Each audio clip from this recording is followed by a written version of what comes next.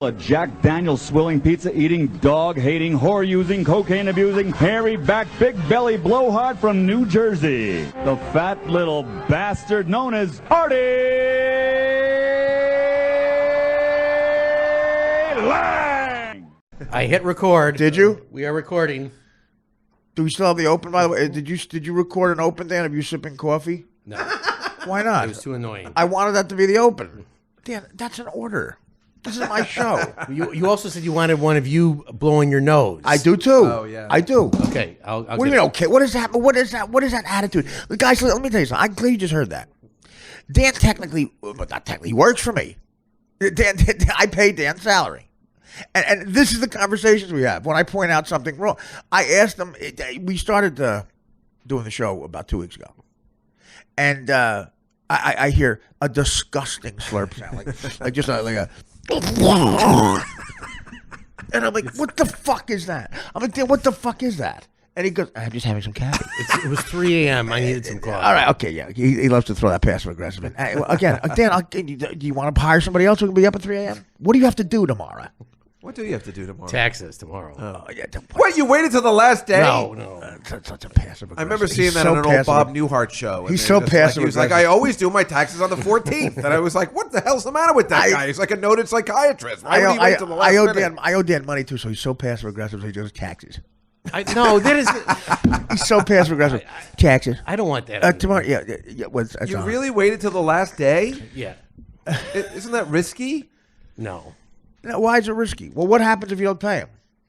No, you have to pay a little penalty. April 6th. What if you send them on April 20th? You just have to pay. They'll take them. Oh yeah, you just have to pay like for me, I don't think it'll be that much. How much? Well, Dan, you're rich. But then it's like one of those things where they know you exist. You know what I'm saying? Like where they have to we have to send them the penalty thing. You know, it's like you just want to be under the radar. Would you have to? I think the accountant sends a sheet saying that they will.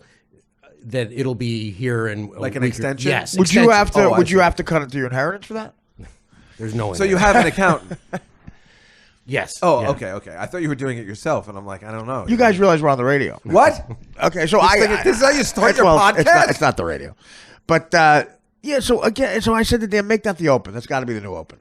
And he goes, okay. And now, of course, it doesn't happen. Like a lot of He doesn't even have any coffee with him, but I do. It doesn't happen. And then he goes, he has the audacity. Yeah, exactly. That's what it was worse than that. Oh, man. It's not worse than that. Because again, it's very effeminate. I try to be quiet. No, but you're not being. So I had coffee the other night. You didn't even notice it. He has the audacity to say, well, you're disgusting with the nose thing. I go, Dan, it's my fucking show. So I should make the nose thing part of it too. So half will be you slipping disgustingly, and half will be the nose thing. Don't you think that's funny, Dan? That's comedy. Again, if you don't see the humor in that, we have to discuss this. Are you embarrassed by the sipping? No. What do I? Well, why isn't it? So it's just blatant bad the work. Michael Buffer is so much funny. Dan, we're gonna go. It's every day. Michael Buffer. Buffer? It's not funny. Again, Is that the wrestling guy? he yells out non sequiturs. It's the open of the show. No, He but hasn't I know. mentioned the But Cubs I'm going to yet. change the open of the show. Okay. You don't I'll understand do why it. the air conditioning was funny. It's Yes, I hilarious. did. What are you talking about? Well, you never laughed at it. I even bought a. You are so wrong. Whatever you have in your mind, you're wrong. I even bought a air purifier to make it a better sound. Well, but that's not pure comedy. And you because liked it better. I'm telling the world it's the air conditioner. It's not. You liked it better. Yeah, you but- said that's actually a better sound. one of my favorite opening themes And from a steroids make a better player too, but it's not pure. I want it to be the air conditioner. I got a letter from the carrier people. They were very upset. So I say, and so what you're saying is, Dan, it's complete either bad workmanship, or you forgot, or out of defiance to me because I've had a more successful career. and Dan wanted to be the Artie of Chicago, and it didn't work out. Yes, you did. You told me that. You said that you said to Steve Dye, you said, should we have a third mic? I'll just be the guy. I'll pretend I have stories. Gambling stories like Artie does. Okay, what are your stories? Well, I went to my architecture tour yesterday, and it got crazy. I thought it was the Iranian woman doing who remember the architect, the Iranian woman. And it wasn't. It was the man. It was the French architect from the 3rd century. And me and my best friend Amanda, we said, "Oh, this is crazy. Did you think so?" She thought so too, and we laughed. And that's it. That's my story. Well, I kept thinking of that scene from Hannah and her sisters. Like, are you guys really interested? All right, let's do it. Oh, it's awful. I know. You see something great. Yeah, I thought it would be like that scene. That's what I thought. But that's more visual. Well, you don't have a car that we can't do it that way, right? Like that guy. And I don't have a box at the Met. Who's going to drop off? Oh, yeah. I know what I do is I have a bottle of wine and I just cry. And they're like, oh, my God, I just want to suck his cock. Yeah, that's one of those Woody Allen characters. They don't exist in life. They do not exist. 29-year-old people who know that much about Carmen. Right. He's like, hey, do you mind if I turn on the radio here? The Carmen is playing at the Met live. And, Woody Allen does that and thing, too. And Carrie Fisher, Princess Leia, is just like, oh, I got to have his cock. Oh, my God. Woody Allen does that thing, too, where he overcompensates. He's afraid. Like, he's showing people, even though he didn't go to college, he's smarter than them. Like, he's clearly... Listen, Kubrick may have gone to film school, but, Yeah, Mel Brooks gets it. He did the same thing. He didn't go to college, and he's like, look, I'm not smarter than anybody. Mel Brooks wrote lines like, all right, we'll give some land to the niggers with the cheeks, but we don't want the Irish. That's Mel Brooks and Woody Allen. You get, do you want to go to I sit at the Met box and I cry. That's why. Exactly. But so, Dan, can I plan on you never doing played. this? I'll do it. So it could be the nose thing too. Dan, I blew my nose. I've done 4 bits with the blowing nose thing. We might get a Peabody because of it. You're not going to do it. I know. I see that face. But my point is, like, whenever I point out something that's blatantly he does something wrong, or he forgets to do something, and it's not always his fault. But I try to use kid gloves because he gets very upset, and it's never his fault. He blames it on other people who work for me. No, this was... He blames it on my mother. Yeah. I was going to say. That is so unfair. I go, Dan, how come you didn't print out that thing? Well, because your mom told me about the socks. Because Timmy didn't get you to the show on time. Yeah. A month ago. What? I got the CNN debate on right now. Spike Lee's walking around the hall. Like, who gives a shit about him? Just leave. How is he still relevant? I just found out he still makes movies. I didn't even know. A Spike Lee joint? Yeah. I remember I got a call for one of his movies once. I guess it was that Mo Better Blues. And someone wanted you to go to the movies to see it? No. You busy today? No, I got a call from one of his people. I was trying to be an actor. So they're like... One of his people? And this girl, one of the girl, and clearly like a young black girl just calls up, Spike wants you to be in one of his That's movies. not how she Swear to talked. God, she did. And I was Who like... is it, Ossie Davis? Ruth, what's the broad name? Ruth. No, I'll never forget it. It was just this little. It was clearly a little black girl, like younger A little than me. black like, girl. Spike wants you to be in one of his movies. And I'm like, who's Spike? Hey. Who is this? Hello there. They just expect me to know who Spike is. It They're does like, matter, the does owner. gal. Well, then when I saw Mo Better Blues, I realized they wanted me to play an evil Jew. Yeah. Like they saw my headshot. They're just like, perfect. You're screaming evil Jew. We're looking at your headshot right now. It screams evil Jew. Meanwhile, I would have been honored to have that role as the evil Jew. People have given you headshot money. just out of rhetoric. I thought with Amos and Juskow. Yeah, some it'd be great. photoshopping, I didn't look as Jewy. I But pitched apparently not. I pitched a Mad TV Tori Amos and Andy. Still waiting on that one. In the revival, maybe you could do it now. Yeah. Tori I Amos. would do it. By the way, this is so great. Mad TV had the reunion thing, and Mad TV over the years, especially, I left in a cloud of cocaine and was arrested. But I landed on my feet somehow. It's just so weird how sometimes in life it's this, either blessing in disguise. Literally, I did 2 years on Mad TV. I did just enough work to get noticed by, Norm Macdonald and MGM. I never met Norm before. Our goal at Mad TV was to do enough work on that show to get into movies. And no one could do any movies because they were under a 5-year contract. I got let out of my 2-year contract because I got arrested for possession of cocaine. And I did about 15 sketches that I was proud of that were on a reel tape. That, 2 years on a sketch show, you got a lot of material there.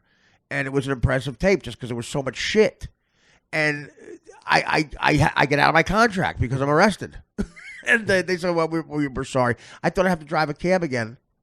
I know that Norm and the people from MGM and casting saw me on Mad TV and said he'd be perfect for the buddy comedy with Norm. I didn't know that. Yeah. That's So how it Norm happened? Norm calls me. I got a I call thought from you my guys knew each other from comedy. Never knew him. Wow. Never met him until the screen test for Mad TV. Really? I'm about to call the cab company to get my cab job back. I get a call from my agent at the time, Peter Principato. Peter Prince of Fatso. Peter Principato. Well, come on, stop it. Sorry. Stop it. It's good, man. I mean, that's terrible. I got my reasons. Listen, tell Dave we're working on. Tell Artie we're capitalizing on the L feed. Tell Dave I got the evil Jew part. You Couldn't even get that for me. You know that story, the story I tell about go ahead and do it, get the pancakes. The pancake story about Peter? You got to know that. I don't think I do. Oh, God, okay, I'll tell you real quick. Please. Okay, this is my favorite Peter story. And again, I tell this with affection. He calls me up one day, and I'm on the Norm show. I'm doing a sitcom, and I'm back in New York doing a stand-up gig. And I like to sleep. He knows that. And he goes, listen, Artie, a guy from NBC has an idea for you. He wants to he loves you so much, just wants to meet you. I don't even think you'd have to audition. He wants to have you host a show on NBC. I go, really? He goes, but the thing is you have to have a breakfast meeting at the Park Meridian. I go, what time? He goes, you have to be there at 8 a.m. He's catching a flight. I'm like, oh, God, I got a spot at, So, of course, I had a big Valentine's Day spot for Tim Davis to stand up in New York. I had to give Mylar balloons to Tim someone. Andre Davis. Tim Davis, yeah. I'm doing a sitcom. I'm making $35,000 a week. Tim goes, you want to host the show tonight? I go, no. He calls me 3 times. And he finally goes, $60. I go, Tim, I'll give you $200 never to call me again. One Valentine's Day, I walk in. It's Tim, who was he looked like Walter Matthau, only trying to be hip with a leather jacket. He had a leather jacket on that smelled like a hash he bought at Woodstock. Right. And he was 6'8". Really stood out. That's why they call him Tim Andre. Yeah, Tim Andre the Giant Davis. 6'8" of misery. I remember. He used to run that club on 14th Street, the Eagle Tavern. Wasn't Right, that him? Right. right. And then They I used couldn't to- believe they that he used got to- a legitimate. You know what that used to comedy be? Ames Billiards, that place. I didn't know that. Yeah, above it. Willie Ames Billiards. And Tory Ames Billiards. Ames and Andy. So, which is the classic pool hall there where the Hustlers based. So I really? I didn't know that. Yeah, Oh, Ames. that's cool. No bar, no cigarette machine, no bowling alley, just pool. This is Ames, mister. Wow. So I go there and I see him. I agreed to host on Valentine's Day. I forgot it was Valentine's Day. He like gutter sniped me, and I see Tim Davis, 6'8" of misery, holding 5 pink Mylar balloons that says, "Will you marry me, Amanda?" And I go, Tim, this is the most hilarious thing ever. I said, congratulations. Is that your girl name for you and your partner? Did he finally pop the question? He goes, listen, wise ass. You're emceeing next. A girl in the front row, Amanda. You have to hand these balloons to her, and her boyfriend's going to propose. I go, excuse me? He goes, her boyfriend's going to propose. You have to hand these balloons to her. And they paid extra for this. I go, how much extra? Yeah, how much extra? Could they have possibly paid? I hope you said $40,000.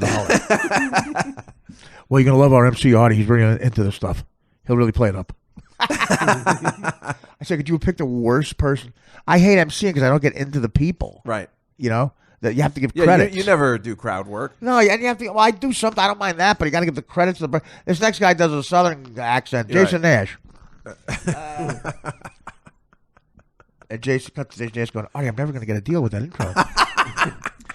So I like those guys that used to say, "You fucked up my intro. Now what's going to happen?" I'm like, "Your intro stinks." What's going to happen is I'm going to tell everyone in the business you're a fag. Yeah, you're lucky I made up a good intro for you. You're lucky I'm here. So, Orny. I don't get it. That was the worst intro ever. I'm in the movie Comedian. My friend Danny Vermont, when he hated somebody, he would give them such an unbelievable intro that they couldn't follow Yeah, it. right, exactly. This next guy's been called funnier than Robin Williams. If Robin Williams and Richard Pryor fucked, they would not have a baby. It's funny. It's this next It is person. a douche move. It's awesome, though. I mean, it's unreal. We were just laughing. Well, that's like Bob Levy. Bob Levy's kid is 17 years old. Oh, really? Okay, and he plays the bass guitar. He's in a band. Bob sends clips of his son like playing the Barney Miller theme on Virgin. He sends out clips on the internet, and the kid is such a great kid, and he's really talented. Really talented. But Bob goes, in the intro, he's better than John Entwistle. the bassist for the who's arguably the best bassist of all time. I go, Bob, you're not even kidding. I'm thinking ironic ever entered into Bob's life. He plays the party. He goes, he's like, people tell me he's like John Entwistle. I'm like, who tells you that? Nobody tells you that. This. Doom, yeah. Doom. It's like, wait, what? Nobody tells you he's John Entwistle. Yeah, that solo in the middle of Barney Miller that he added. Dan, are there tissues? I need like a paper towel or something. I shit my pants. No, my nose is always all stuffy too this time of the year. Well, I got my allergies are like at a level where right. I need a nasal. I need an operation. For real? Yeah. You ever use one of those like neti pots or something? Even though they have the gay name. The operation's on my ankle. Gotcha. No, so Tim goes to me like he goes a little enthusiasm too. What is that? So $70 for the enthusiasm?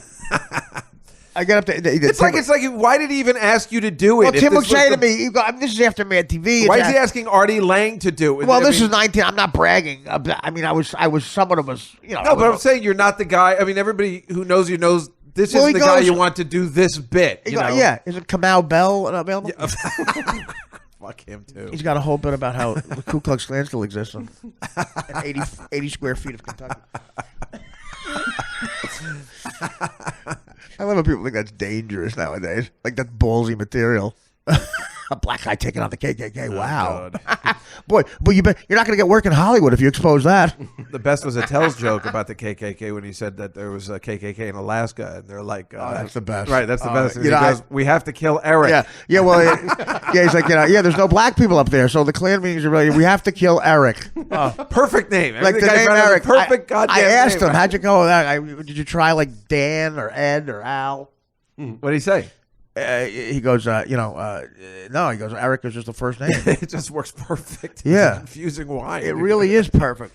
So I go on stage with the pink Mylar balloons, which, by the way, I look homeless every time I go. I don't wear tux on stage. Something else Ronnie Adams like. Well, you look, you don't put any effort. I mean, how are we supposed to feel? You got your break. You got lucky, and you're taking spots from younger comics. You're not taking comedy seriously. Yeah, I was in the movie Comedian. You can't say that with enthusiasm.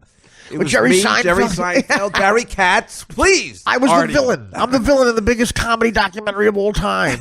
You can't be a little enthusiastic. There's a gumball with my picture on it. Do you realize if I do well here, the guy who books all of Eastern Canada's here? Would Dave? You're taking money out of my pocket now, asswipe. Would Dave be able to get on the bus? Yeah, well, that's right. Oh, Ernie Adams did I went up in Montreal. We did a podcast in my room, and Ernie Adams, like he dead serious. This was so great. I go. What are you gonna do if you make a lot of money in show business? He goes, well, I'm gonna give back to comedy. Dead serious. I go, how? What are you gonna do? He goes, well, I don't know. I go, well, name something. You're gonna give back to comedy. Be specific. He goes, I always thought it would be a good thing for people with money. I go, if a guy with money sent buses to pick up open micers to take them to gigs. That's what he said? Yes, I swear to God. That was his plan. What the? I swear my hand to God. I said, so I started laughing. I said, wait, you're not kidding? And he goes, no, of course I'm not kidding. Open micers, they can't afford a cab and they don't have cars. I go, wait a minute. So the service will be national? Like say you're in Cincinnati and you're an open micer and you just know that Ernie Adams has a service and you call up and a bus picks you up. Will there be an audition to get on the bus? Well, I said, yeah, well, are you good enough to get on the bus? What if people use it just because they work next to the comedy club? What if they work at the Applebee's next to Chuckle? Yo, I need to ride my old mic. Yeah, I'm a prop comic. I wear a chef costume. I wear a short order cook costume on stage, yeah. Well, okay, I'm here. I just got to take a piss at Applebee's. I'll be back in 8 hours. Listen, Orny Adams calls up livid at the person running Cincinnati. Listen, this is Orny. Who runs fucking Cincinnati out there? It's a lot of money I've raised. I just did a big fundraiser. Do you understand?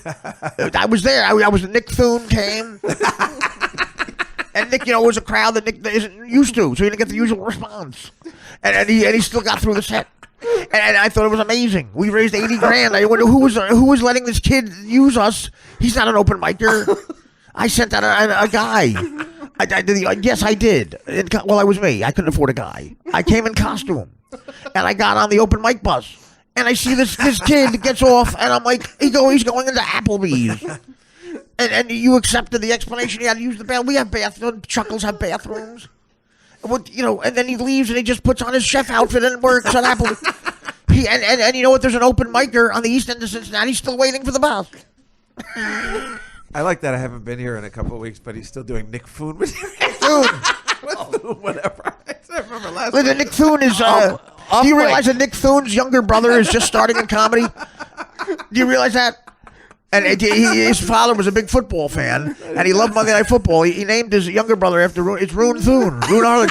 He named him after Rune Arledge. Yes, that's a real thing. Nick Thune's younger brother is Rune. Rune, I'm not working with Oscar Madison. Rune Thune. If it's a different pizza, Listen, if it's a different pizza delivery guy, he'll say, as the guy's walking away, he goes, "You think that's Nick Thune?"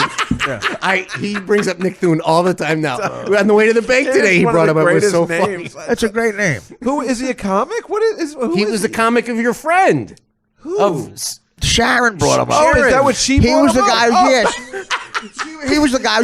Well, she said. This is what she said. She goes, "Listen, a lot of these when they book stuff like this, they're afraid people aren't going to be good. So to compensate, they book huge names like Nick Thune."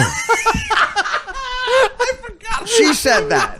She said that, and I went like, "Who's Nick Thune?" I know you did an hour on Nick Thune after that, but first she giggled like I was kidding that I didn't know who Nick Thune was. Oh, who's Nick Thune? Right? Okay. And then he kept on saying Titsoon.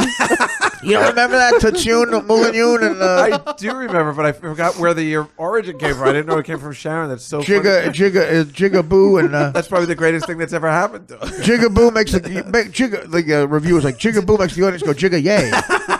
Jigaboon. Jigga yay. So Nick Thune Jigaboon. That's his album name. I don't get it. So the entire charity's room, like this is my name on it. The Orny Adams open mic bus. And this kid is still waiting. Rune Thune is waiting. And Nick Thune has a big multi-digital deal that he got through Dave Becky at 3 Arts. And he's doing a buddy comedy with Kevin Hart. Yeah, it was his turn. Is that the line to get into Starbucks? No, that's the line to do a buddy comedy with Kevin Hart. Is that the line of the DMV? No, it's the line. It's the line to do a buddy comedy with Kevin Hart. Did you see the numbers on Get Hard? Unbelievable. So, and first of all, I tell all the guys like Seinfeld, who I call every once in a while, and I go, "Hey, how about that movie we did?" And I get his service. Really? I think it's Gilbert Gottfried doing an impression of him. Yeah. Who is this? So anyway, yeah, that's Arnie Adams literally said, dead serious. Because no one ever calls you out on your bullshit. He goes, "I'll give back the comedy." So I said, and he makes this up. And I go, "Dude, you're making this up." No, I thought about this. You're going to have a comedy, a bus that gets open micers who need a ride to the fucking... I like that it's nationwide. That yeah, I said, how are you going to... Yeah, national, that takes a lot of... Syracuse. Right, that takes a lot of fucking manpower. How are you going to do this? Well, we'll have different, like American Idol. We'll have auditions for the people driving the bus. How much money is he planning on making? I said, what? Yeah, I said, not comedy. I said $800 million. What are you going to make? Yeah. And he was on Monday on the podcast, and every day for that week, he would see me at the Starbucks and have a better idea for the Orny Adams bus. And I would call Artie. I go, "He's got another idea." Yeah. I've got another idea. Other ideas are coming on me. It's like a Lexington Steel coming on me. I'm getting a barrage of ideas. They're coming at me like a tidal wave. And now I know what it's like to be Nick Thune. We did get huge names, so they booked Nick Thune. You don't remember? I said that everybody, all the young alternate comics, in honor of Nick Thune, if someone makes an offensive joke the day after, they go, "It's too Thune." Too Thune. I do remember now, but I forgot. And Sharon took the bait on that one. I had that joke. I said, "You're right. He is big. He's big at the UCB." And Sharon goes, "Yes, you see, of course he is, right?" I go, "Yeah, you're right. He is. He's huge with the alternate." And then I hit her with the two thumbs. And she went, "Oh." She tweeted out something very insulting to me, though. She tweeted out like, "Yeah, Artie makes jokes about one or two subjects, just sex and and No, but if she like wrote racial. something, she doesn't give a shit. I mean, she just likes to bust balls. So if she I don't tweeted give a something- shit. She didn't tweet about your material or anything. I'm saying she would have just tweeted about, how we're idiots. I don't care what she thinks though. I know. I'm just saying she's pretty cool. Like she doesn't. I she guess doesn't until care that either. tweet, she was cool until that tweet. Really, I don't know. If I it think she was felt bad. above us. No, I don't think she does. I think she gets that she's not. Okay. Well, no, I'm not saying I'm above her either. I'm just saying you are. I'm not tweeting that out. Excuse me. Does Mike Machete call you? I'm sorry, he does. You know what? Forget about it. I know. That's not what it was about. Like, I hate when people they laugh and then all of a sudden these people they're getting good with Nick Thune because Nick Thune can't like me. That is she's like, like she's like, oh, I don't want to get in trouble with Nick. well, Thune. yeah, like Nick Thune at the next Did you look him up? I mean, after all this, Nick Thune at the next alternative comedy meeting goes. By the way, I saw your tweet about Artie. That was a hit for smart comedy. big Thanks for dropping mistake, Sharon. Yeah, thanks for dropping a bomb on dumb comedy. Too Thune. Who uses that? No one uses that. And he's all like insecure. Do they use that? Because I like to call my mother. Yeah. So, yeah, the Orny Adams. That was amazing. You can't write that. And then he had a whole theory. He goes, well, I'm a kind of a loner. I go, what does that tell you? He goes, well, no, you know why? Because I never fit into a group. Like all comics have groups. I go, what are you talking about? And he goes, like there's the self-deprecating group or the self-hate. I go, Artie, you were always in like, I guess like the drug group. I go, what does that mean? I don't know. You would wander off with Greg Giraldo. Well, it never happened. That never happened. Wander off with Greg Giraldo. I go, so you weren't part of any group? He goes, no, I wasn't part of any group. You weren't part of the Great Idea group? He said all the people on Teen Wolf hated him. He was. Is that the show he was on? Why? Yeah. Why did Oh, they he was hate on him? the MTV show. Yeah, no, he was yeah. on. He was on some show, and he goes, Oh, I'm "The people sure don't they like do. me." People don't like him. That's his Well, theory. he's right about it. I suppose that we did have a drug group. I mean, all the people that we know like to. Yeah, hang out I and mean, party. I It's did. kind Well, of true. it is funny. Like me and Dave knew each other for 3 seconds. We knew we were both in the drug group. When the one hitter of coke fell out. The bullet. That night is still a legendary night. I see John Benjamin once every decade. Me too. And he still brings up that night. Yeah, well, I said, John, he I thought don't- that his night was over that night. He Archer. thought his life was over. Archer. I said, John, you were really scared that night? I didn't realize that. He goes, because you were in an insane blackout. Yeah, he was terrified he'd never be Archer one day. He's Archer, the voice of Archer. And Bob's Burgers, for Christ's sake. He's Oh, doing my well. God. Well, again, And remember, he does one voice. I always Right. say Mel Blanc would be turning over in his grave if he found out that this Yeah. was the most sought-after Exactly. animator guy in the history of animation. You know how many mics have hepatitis C on it because of Mel Blanc spitting Sylvester the cat? Exactly. Mel Blanc was. And people, I told you when I did the Scooby-Doo, I was just like, hey, do you guys know John Benjamin? Like, oh, I wish we could get him. That's hilarious. Meanwhile, I'm with the guy who's doing, he's not doing he's doing Scooby-Doo, he's doing the Right. Alan, he's doing all the We voices. will get John Benjamin. Yeah, I looked him up online. He must do like 70 voices. He takes a helicopter to the That's so to the funny. show, and John Benjamin does one voice. Why do you want Scooby Doo to sound like an alternative comic who doesn't shower on the Lower East Side? In a way, yes. I think that would be entertaining. I love John, but he stunk one night. Oh my god! Oh, really? I said, "There's a water pressure on Avenue A." This was 1990. This was 1993. Like before Long Island got to Avenue A. The Lower East Side has changed so much. And they come to him too. They come. John's a very talented. He's he's great. He's so funny on Dr. Katz, man. Him and Brilliant. Jonathan Katz. No, those two were great together. and Do you Sarah's know- sister, Lauren. They were all but great. Do you know that?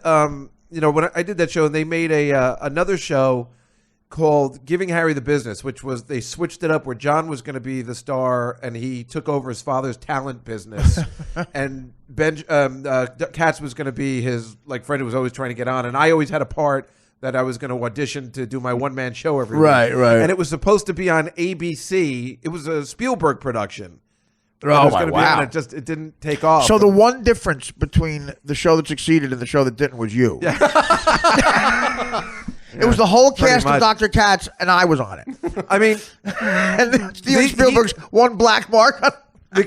He called the guy. This guy Tom Snyder. He was the guy who produced both shows. And I know who the hell Tom Schneider is. No, not that Tom Snyder. It's a different. What Tom the hell's Snyder. your problem? So him and Katz. So he goes, listen, Dave. I'm about to go into a meeting with Jeffrey Katzenberg and Steven Spielberg, and we just want to make sure that you'd like to be involved in this project. And I'm like, well, when's it going to shoot? You know, I couldn't. They called me, but they'd go into the meeting because apparently I was part of the pitch. Yeah. So I remember talking. talking to my mother about it, just going like, this is totally happening. There's no way. That's great. We were even role playing. You be Spielberg, I'll be ABC. We'll pretend like there's the meeting. We'd like to do a show. Oh, we're not interested, Steven. Thank you so much. And it turned out that they wanted to do it. They're like, yeah, we'll take 13 episodes. And Spielberg's like, we do 22 or we walk. And they're like, and then we'll see you later. That's hilarious. Sprint's unlimited plan, you can do more of the things you love. What the hell is that? It's a commercial for Sprint. Harry Harrison. Wait. What happened? My computer Did what? clicked on a commercial for accident. How'd My that hand happen? was. I was just tapping the top of my computer. Why? I was just tapping it. Bored by the conversation. No, I wasn't. I just That sounds like you're bored. no. Why were you tapping it? Because I do it out of habit. I don't. What's the hell? Okay. All right. But that never happened before. Is it because you're tapping? Well, we'll move on. Well, I'm sorry. Or was it just because I was telling that story? You're like, let's go to a commercial. No. I just. It's passive aggressive. No, it's not. He doesn't. It actually it happened already. He's mad that David. It happened at the beginning of the show, He's mad that David's doing well. and you guys didn't even notice it. He's tapping like him. Oh, so you fucked up twice? Yeah. That's a great way to talk to your boss. But you know, again, can I just say You missed the other 4 times I fucked up. I'm sorry, Dave. I'm sorry you have to see this. it's my But favorite. Dan, what are the odds that Dan, in your opinion, does what I ask him and makes the opening, him sipping? I don't want to say anything. He he thinks gets I'm not angry if I say it. Well, I think it proves that he's got something over on me if he doesn't do something like that. Yeah, I'll do that, fat ass. Yeah. Like he's in his room at night. That motherfucker. Yeah, I guess I'll do your fucking opening.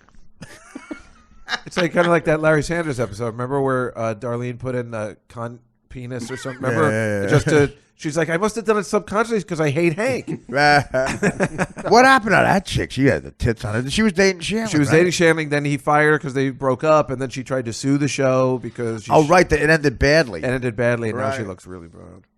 Wow. I'm just saying, they're talking about like how she just went, like She looks apparently, like she just Looks like Shanley. it looks bad. Yeah, it looks like Shanley at the end.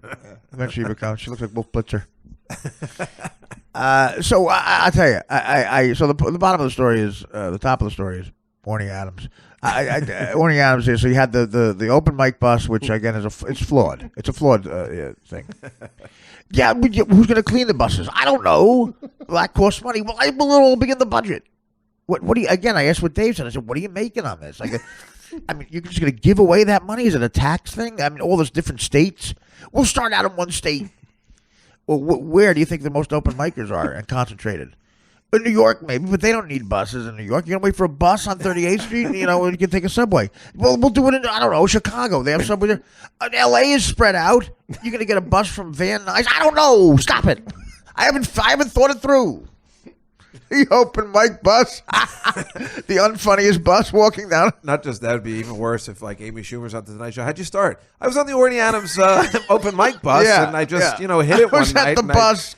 And then finally, I didn't have to take the bus anymore. You know, the Orny Adams bus, and I just moved on. It made time I fly remember the by. day that I got a limo and I didn't have to take the Orny Adams It made time fly by. young comedian's bus anymore. Yeah. Time flew by. I got on the bus when I was still living with my mom, and I got off the bus on the set of the Seth Rogen Bud Light commercials.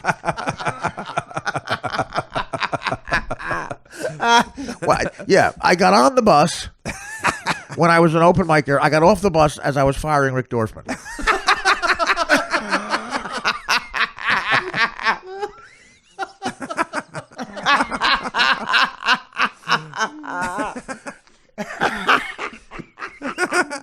I got on the bus as an unknown.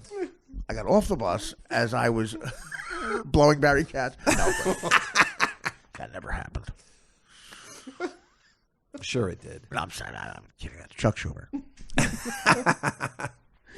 No, that's why women have it tough in this business, because of asshole jokes like that. And I apologize.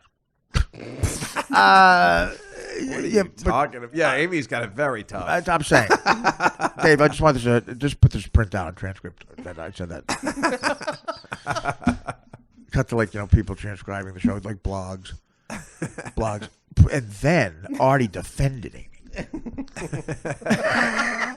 Dave Juskow, who apparently is still mad.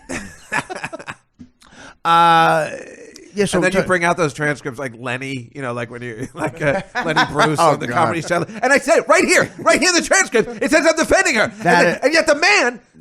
That Lenny Bruce thing that they show every time they show it on PBS, I watch it just to torture myself because of how sad it is. It is. First of all, you got to realize he's 38 in that thing. Oh, I didn't know. He's way younger than you think he is.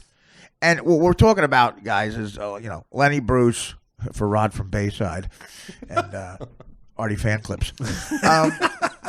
Lenny Bruce, legendary comic. Maybe you don't know. A lot of people don't know. He was like the Nick Thune of his generation. Yeah. Basically, he was the guy. Like, if Sharon Houston was alive then, she'd like him.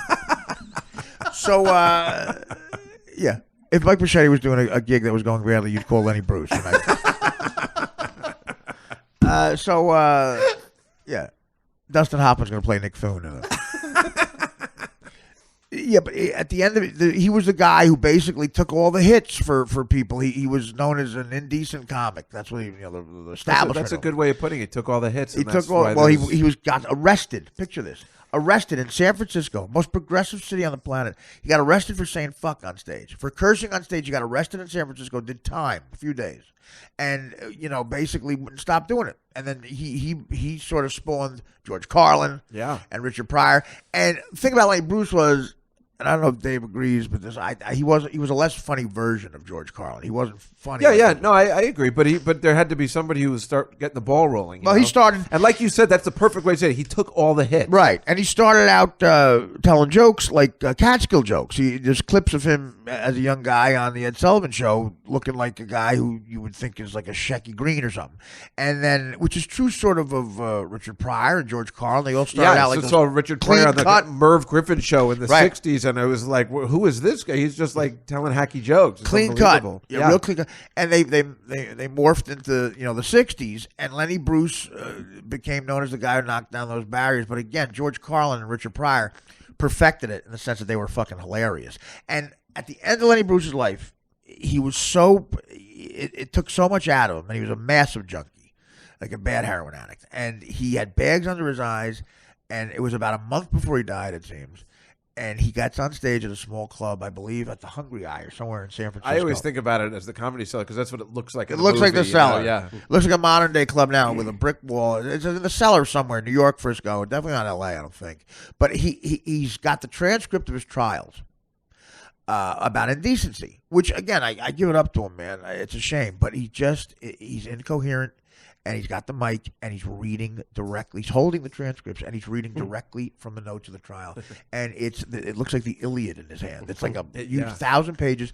And he stops to comment on it, and the comments sometimes don't make any sense, and it's so sad.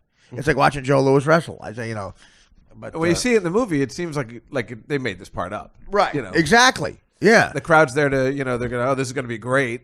Yeah, it just ended sad. But you can't. I mean, it makes so much sense that it would happen. He was just buried in those legal things all the time. It is really sad when you think about all the comics we know today that. I mean, for me, it was Kevin Brennan throwing around the word cunt for the first time in the 90s. I was that was shocking to me, and now we throw it around, Well, you can do whatever you want. Again, by the time I got on, Howard in a way went through it a little bit with, radio. Sure, he sure did. And it's amazing that he was able to kind of triumph and make money. Well, money. But Howard was brilliant in the sense that he read the whole tide and saying, like, no, this bitching about this will make me money because I'll be the rebel. And it was an example of where he really was the rebel, but he was also making money from it. Like, I'm the guy who they're going to get behind. He was also he lucky. Puts out Crucified by the FCC. That's a rally call. Like, fuck smart, the FCC. Yeah. That's a rally call, and it makes him money. It gets him more popular. And what do you do when you become a rebel and you get all that power as a rebel and a true fucking outlaw? What you eventually do is America's Got Talent.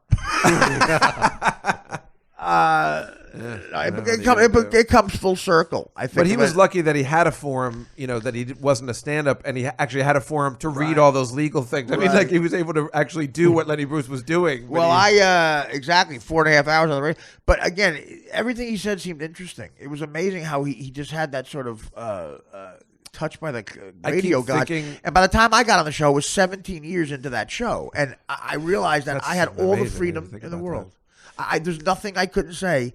And people, even Freddie sometimes would say, it's great what you're doing, but you got to realize how awesome it is that you have this free wheel to, like, stuff I wouldn't even think I couldn't say. Like about sex, whatever, race. And then after the Janet Jackson thing, we were getting censored, and then I saw, oh my God, this is terrible. They're cutting out jokes that I like, and they go, well, welcome to our world for the first. Wow, 10 years. yeah, it's so interesting. Right, you came on when things were just kind of better for him. Where better. The show was already legendary. Wow. Yeah, no, I was just thinking today, like the first time I remember listening in 1982. I just had an AM radio in the car, right? And I was yelling out my window with my friends in high school. I'm like, "You got to listen to Howard," to the other car. Yeah. And just remember, like, really liking it. And then, right, you came in 17 years later. That's incredible. But then you completely became my favorite character. I told you that before the first one we reconnected again. I was like, you're my favorite character on the show. And when you left, there was such this horrible void that I was like, well, that was supposed to be filled by Dan. Oh God. That's what they told him in Chicago. I packed my bags, guys. Take care. I'm just waiting for the call. Let alone when the guest, when he's sitting there interviewing yesterday, Juliette Lewis, just to have you on that show and just make fun of some of the shit she says that's what's it's funny you mention her because I did a movie with her, and the last time she was on, I wasn't there either, and she goes, "Where's my co-star?" She mentioned me. Really? I did a film with her, called The Fourth Floor. I had scenes with her. And I realized I was only acting with comedians who aren't real actors. I blew the first take because I yell at her and she's supposed to seem scared, and she went back scared. And I said, "Oh, I'm sorry, Juliette. Are you okay?" She goes, "No, I'm acting." Wow, that's pretty cool. I'm used to yelling at Norm. Is she all right? I mean, is she cool? Or she was so fucking cool. Oh yeah, she was on that. Yeah, but she was flaky. Right, but flaky cool. Yeah. I think she likes comics, right? Like I think she's been hanging out like the comic strip or something. Exactly. You know what I'm talking about. Yeah, I know what you're talking about. Son of Let me just say, popcorn, Billy Madison. Ice cream, Billy Madison. Shut up. Yeah. There's okay, we'll stop. But no, she was very nice. But I was telling somebody the other day, just when you were just the sports comments you would make on the that's side. what I'm saying. Yeah, exactly. Was People the got best that only Fred, in yeah. the studio got, and then of course me and all the other guys. Well, some people would think that you don't realize that. Well, they're not sports fans like we are. You realize that. We're making a random Greg Nettles joke. Exactly. Well, the joke I did, the thing I point to all the time was, and Howard got mad until he realized what the joke was about, because only me and Stutter and John laughed because John was in the studio, and a chick, I forget, some model was just real annoying. Howard was making funny. Howard had to make these models funny. Sometimes it was heavy lifting. And she used to date Fred Durst, who was a big deal at the time, the Limp Bizkit guy. Right. And he always wore a red hat. That was his signature. He always had a red hat on back with a baseball hat. And Howard says, "Have you seen Fred lately?" And she goes, "Well, I hadn't seen him for a while, but 2 weeks ago, sure enough, I'm in a club in L.A., and I see a red baseball hat." And I said, "Barry Larkin?" Who was shortstop for the Reds. And there was an awkward silence, and she went, "Who's that?" And Howard was like, "Forget him." And John is laughing, and Howard sees John laughing. So during the commercial, goes, "What are you doing? What was that?" And I said, "Howard, it was for people who like sports out there. I think he's a shortstop for the Reds." And then he giggled, and he goes, to Howard's credit, he goes, "You know what? Do that." He goes, "Because I like that there's people laughing at that somewhere." Yeah, exactly. Once he got it, and he knew that you were making sports reference. I think he was okay with that. I could have said Johnny Bench, but that would have been too. No, that's too easy. Yeah, Barry Larkin. That's the best. Their sports knowledge, and then just throwing it out to a model that couldn't possibly know. She was like, "Who's that?" Great. And every comedian feels validated when you hear Stuttering John go, "Yo, that was when you said Barry Larkin." Oh my God. Like, that's something I would have done if I said the chair. What a mess that guy. I told Howard, if I sit in the chair, I'll add that dynamic. John doesn't admit it, but he hated me the first couple of months. Is that right? Well, I had to buy him 80 lunches from the warm up to me at the Brooklyn Diner, which is basically a college semester. Why who hates you when Well, they no, meet you? John wanted the chair. Without That was question. never going to happen. Yeah, I know. I said, but he Did definitely he audition for it? Yeah, he sat in the chair a couple times. Because they had auditions, right? But you On-air audition. You didn't audition. You just came in. No, and I they- did. No, I did. I was on air auditions. Oh, I remember. I just don't. Howard announced I it. thought that you just came in and it just kind of happened. Howard announced it. He said, we're going to have on-air auditions. Right. If you're a comedian or if we know you and you want this job, let us know. And we'll give you a day or two, and you'll sit here and we'll judge people on the air. There's nothing off the air. And I remember hearing that, and I was still on the Norm show, and it wasn't canceled yet. And I said, you know what, I couldn't imagine how nerve-wracking that must be. Because I had heard Stanhope sit in just for the news, right. the Jack Chan. He was really funny, and I like Doug so much. And then so Doug was one of the guys who sat in. Attell came in once in a while, but he wasn't going to take the job. Right, no. And Chappelle, oddly he enough, didn't come in to be the third person, though, right? once or twice. But then, I know. Wasn't it AJ Benza, too? He tried. He AJ thought it should have been The him. comics were Rogan, AJ, Florentine, Florentine got close. and Kimmel and Carolla before Jimmy got the show. As a matter of fact, Adam got an offer the job before me. Really? Howard offered it to Adam. Adam had a deal in L.A. and couldn't leave and take his whole family here, so I was the second choice. Wow. Then he reached out for me, yeah. I didn't know that. That's Yeah, interesting. I found that out late in life. Wow. Later in the time I was on the show. Well, I can see where John would not like anybody then who's going to come But in. John, yeah, that's what it was about. He was like, I was supposed to be the judge. I told him. How could you have that guy in the chair? He's got to be smarter. Well, I mean, it's John. I think has a lot to offer, obviously, but he does. But he's that stutter. If he's nervous and it comes out, it's hard to do a quick one-liner. Yeah, exactly. Sort of. Yeah, you're not going to get Barry Lockett. Yeah, let me Barry Crimmins.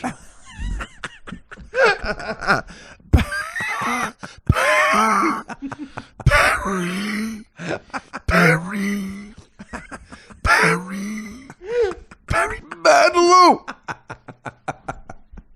Damn wrong, Barry. Wait, John has a joke. and every time he opens his mouth, Fred just relentlessly going. Fred all over him. Fred was so relentless.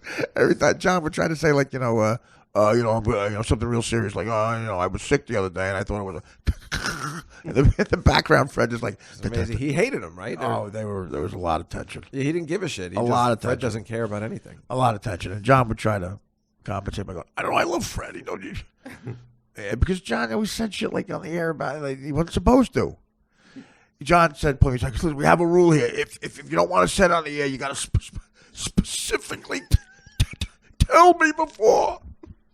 If you forget to tell me, I might say it." And I go, "But John, there's some things where you know not to say. Yeah, but you got to tell me because I know what Howard likes." And well, obviously, if I cheated on my girlfriend and contracted AIDS, he would probably like that. It's interesting. So, but I think without me specifically telling you. Don't say that. You never know. Yeah, he was that's the thing. You couldn't confide him in anything, right? He would tell everything. Well, yeah, unless you specifically told him not to. Yeah, but even then, did he really adhere to that? I don't want to get into it. No, I'm kidding. I mean, every answer I can give would directly affect my friendship with John. Did you ever finish the Peter Principato? Oh, story? that's right. Okay. Oh, right. You have the early morning meeting. So, okay.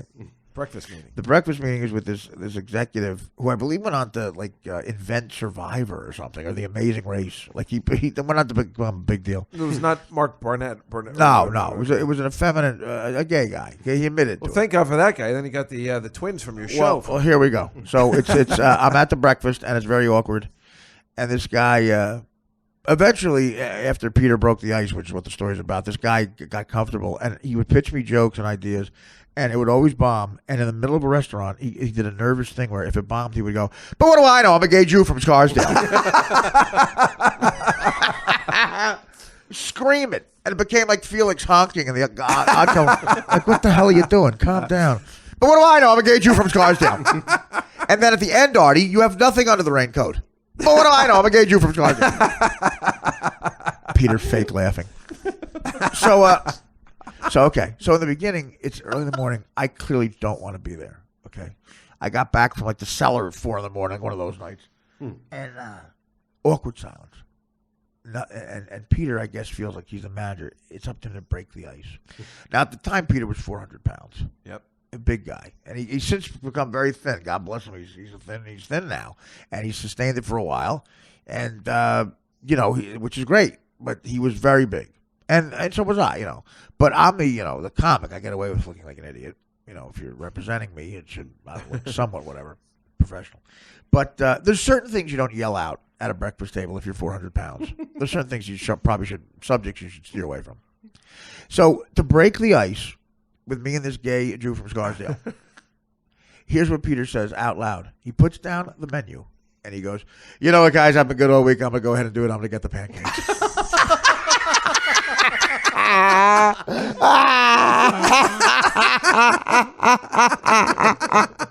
Me and the gay Jew from Scarsdale, we looked up and looked at him, and we bonded on it. We said, "Did he just say that out loud?" He put like he was winning a mahjong game. He threw down the menu and, "Guys, have a good old week. I'm gonna go ahead and do it. I'm gonna get the pancakes." And he's been thinking about it the entire time. I'm gonna go ahead and do it. All the stuff that guy was pitching you, he was waiting to say. You know what, guys? Have a good old week. I'm gonna go ahead and do it. Like he's making the $64,000 question. You know what, Gene? I'm gonna go ahead and do it. I'm gonna get the pancakes. In that manager voice, I'm gonna go ahead and do it. I'm gonna get the pancakes. And we're like, wait, you were good. What does being good mean? What, did you not eat a UPS truck?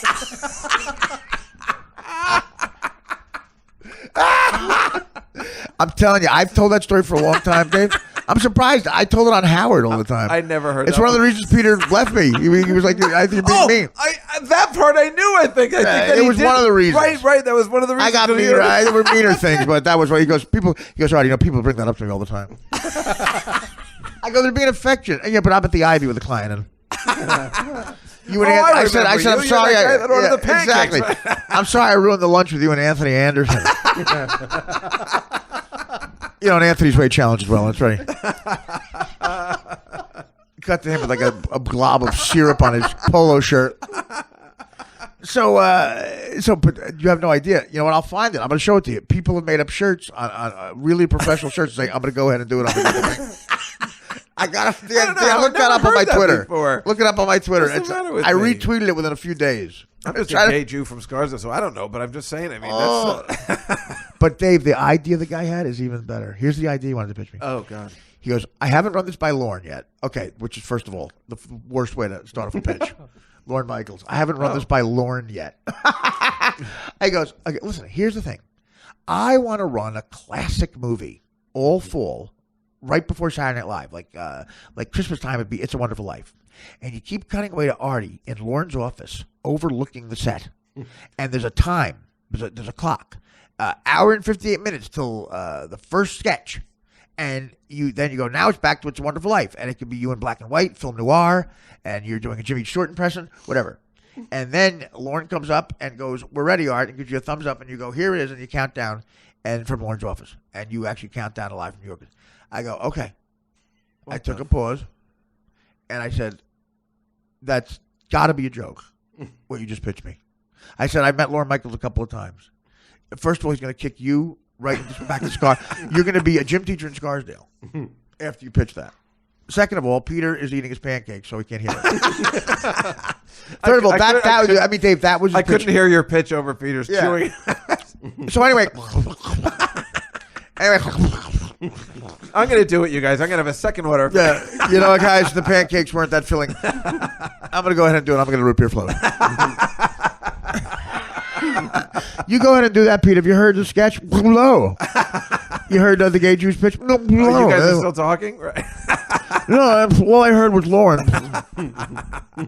I said, that was really the pitch? I swear. Knowing what you know about SNL and Lorne, and I met Lorne, again, could you imagine a more unrealistic, out of touch, not knowing your job pitch? Not knowing your job pitch. Who is this guy? Is he still in show business? I'm telling you, I think he invented Amazing Race. Oh, yeah. Or created. He created a huge show. Or The Bachelor, something. He went on to create a huge reality show, yeah. It's nice, a rich Jew from Scarsdale. A gay rich Jew. I'm a gay rich Jew from Scarsdale. What does he know? Is that the shirt? Yeah, there it is. Oh, wow. I've been good all Dan's showing me the T-shirt. I've been good all week. I'm going to go ahead and do it. I'm going to get the pancakes. There's a big stack of cartoon pancakes there. What's it say on the bottom? Artie Quitter Podcast. Oh, is that what it says? Yeah, the guy you advertised for us. How great is fantastic. that? How great is that? That's fantastic. I want that shirt immediately. And Peter, I can't even tell him now he created a T-shirt. He's going to be upset about it. Well, he said he's thin now, so why should he care? Well, all right, they're coming up at the train station with the shirt. I was at the Oscars. I was at the Morton's party at the Oscars after party, and 2 of the valet parkers. They had their head shot on that shirt. Hey, you're the guy that ordered the pancakes. You the Peter. You the Peter Potato. Oh, see. Hey, Look man. at my friend Juan. My brother Juan had your shirt. Yo, Peter, have you been good this week? Hey, Peter, you been good this week? Because I'm going to call the Mortons and say, get the pancakes. You should. I Peter, can you make pancakes for Peter? He don't want that faggot sushi. He's been good all week. I've been good all week. You know what, guys? You know what, guys? Have a good one. Now, picture him hitting down the menu like, you just hear, because he's trying to break the tension. You just hear whap. You know what, guys? Have a good all week. I'm going to go ahead and do it. I'm going to go ahead and do it. Was that after the pitch or it was No, before? no one Just before? talked yet. Okay, nobody talked. No one spoke yet. I grunted at him because Peter goes, this of course is, I forget his name. We'll call him, I don't know, Flimsy. Right, this is Flimsy. This is Flimsy Greenberg. Oh, Flimsy Greenberg. Oh, the gay Jew from Scarsdale. Hi, it's a Flimsy Greenberg joint. Yeah, I got a call from him. He's like, we need another gay Jew from Scarsdale. Hi, I'm Flimsy Greenberg. All right, I got a call from Flimsy Greenberg. Yes, FG. His middle name is what? Alan? No. FAG? No, that's fantastic. What a terrible joke. FAG? No, that's it. I said, what's his middle name? Alan? Oh, that's terrible. I mean, I think it's funny, of course, because it's me and you bonding. Peter would try to, Peter was not like Dan, he was effeminate. But you had to see the way Dan was sitting on the couch. I'm going to try to recreate it. Like, he doesn't realize he does it because he's a woman. I told you, my cat sits that way. It's no big deal. He was looking at me and...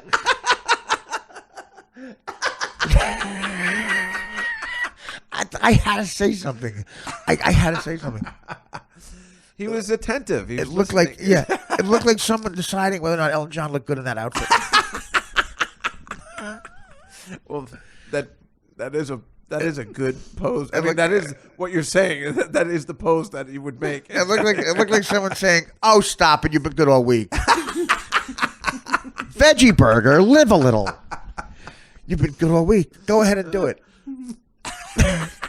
Get the cock.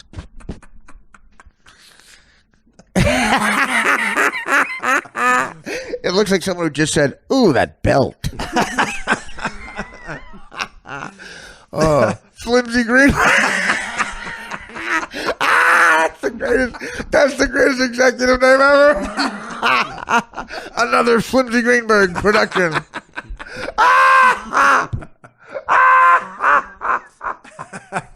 The head of comedy development over at NBC is Flimsy Greenberg. He's a gay Jew. The head of development at NBC wants to meet you tomorrow. Flimsy Greenberg wants to meet me.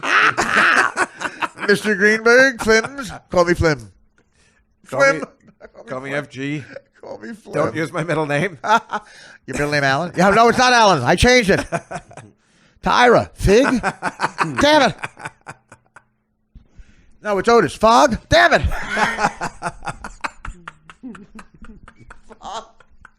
Fog. Flimsy Greenberg. Hi, I'm Flimsy Alan Greenberg. That's right, Fag. And I'm your executive. I'll be running your show. We looked at the notes, and we have another Emerald Live on our hands. Anderson Cooper's new show. The Anderson Cooper Pooper Strooper.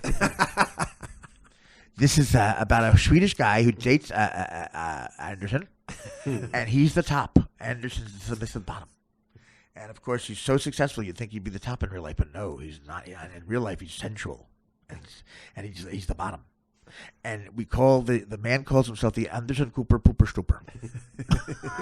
He stoops Anderson Cooper in his pooper. I love it. It's Flimsy. You have Flimsy and his assistant. We're on the speakerphone. You have a conference call with Flimsy? Are we all here? I have Flimsy. I've got Rune Thune here. Listen, okay, Dave Juskow, you're talking to Rune Thune, Nick Thune, Sharon Houston, in Thailand, Flimsy Greenberg.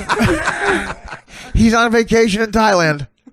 Flimsy, are you there? Huh? You know, there's not really good reception in these opium dens. There's not good reception in these opium dens. Oppie, could you set me up another one? Set me up another pipe. I called. He sets up another opium. Oppie, it's Flimsy. Yes. Mr. Greenberg? Yes. You want another pipe set up? Yes. Set me up another pipe. Listen, I don't know if it's the opium, but this pilot is hilarious. I am not going to sleep over Flimsy Greenberg. That could have been this guy's name. Oh, there's so many executives that could be Flimsy Greenberg. Hi, it's Flimsy Greenberg. Is this the BMW guy? Yeah, I'm coming in. I decided to go with the 750. I know I come from money, but I want to make my own money. I have a sister, Mimsy. Mimsy Greenberg. Mimsy and Flimsy. We always wanted to be in show business. We used to do Abbott and Costello's Who's on First. And she was Lou. I was Abbott. And some vicious people called it Faggot and Costello. And I said, that's disgusting. But we looked through that hate much like Jackie Robinson, and we did the school play. I said, who's on first? And everyone yelled out, you faggot. I said, that's disgusting. And we went through it. And we got through it. Who's this woman on the light? Is that the head of the Democratic National Committee to the head of Anderson Cooper? It looks like that girl, Rachel, the one who was pretending to be black. Yeah, Rachel that's right. You know, that's No, it's what it looks Debbie like. Wasserman Schultz. Yeah, that's. Oh, that's Debbie from the Howard Stern show? No. I know you're talking that about. girl? Yeah. No, that was the chick from Detroit. Jihad Howard. Howard, it's Debbie. What was her name? Schlitzel. Debbie Wasn't it Schlitzel. something like Oh, that? I still love imitating her. Howard, it's Debbie Schlitzel. Listen, I've got a blog up on antijihad.com. She said jihad. The last syllable, she held it for like 8 seconds. She goes, first of all, this judge in Florida let this out of the terrorists go, and we've got to stay on top of them. They lost funding for it because they got to fund stupid stuff in St. Louis, so they have no federal funding, and this guy's here is going to want to do jihad. For some reason, Howard, a lot of the people in our cause don't think I'm a good spokesperson. They think I'm off-putting. They think I'm off-putting. Yeah, but, you're off-putting, but I'm on-putting. Can I have some more pudding? Are you off-putting? Because I'm on-putting. I'm one of the few people who's off-putting and on-putting. It's Flimsy Greenberg and Mimsy Greenberg. I'm Mimsy Greenberg.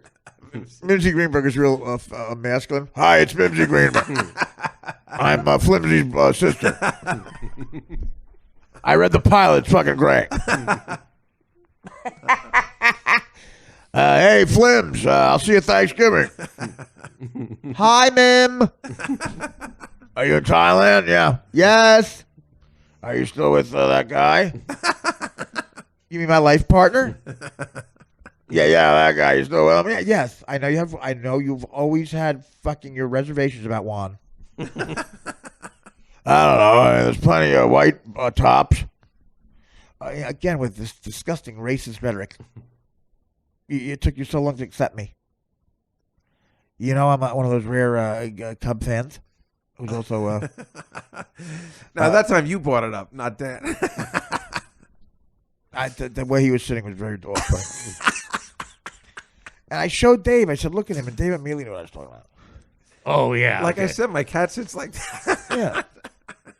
Is it a male cat? It's a female cat. Oh, it is.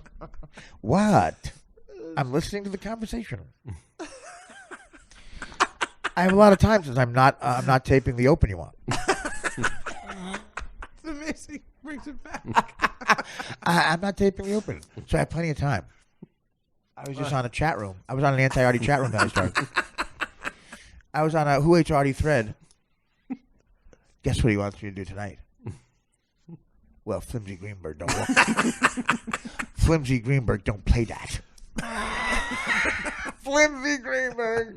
That is, I don't know why. That's the name. If I was going to write a network or a movie executive, he'd be Flimsy Greenberg. That's his name. I want to write a movie, as a matter of fact. Now you just want to write it around that name. Yes. It makes sense. I'm gonna write, or like a Broadway play called Flimsy. What was Tom Cruise's name in Tropic Thunder? Tropic Thunder? That would have been the one. Take him an ass?